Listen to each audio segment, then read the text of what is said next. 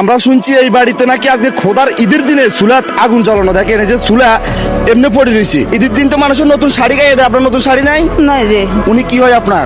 আসলে যে কিরে বাবু, ভালো আছো? আছি তোমার নতুন জামা গায়ে দাও না কেন? নাই এই শাড়িটা আপনার জন্য নিছি, এটা আপনার জন্য নেন, এগুলো আপনার জন্য, বুঝছেন? আর এটা ছোট বাবুর জন্য না, ওই যে তোমার জন্য নতুন জামা আনছি, এটা হলো তোমার জন্য, এটা তোমার জন্য নতুন জামা, ভিতরে ফ্যানও আছে। খুশি তো? আমাদের কাজ হলো এটা। দেখেন এই পরিবারটা এতটা অসহায়, এই পরিবারে কর্ম করার মতো কেউ নাই। ঈদের আনন্দ লাগতেছে? আছি হ্যাঁ, তোমাদের জন্য আরো অনেক কিছু আনছি। এই যে চাউলের বস্তা আনছি, এটা হয়েছে 50 কেজি এলা চাউলের বস্তা। এখানে বরাবর 50 কেজি চাউল আছে।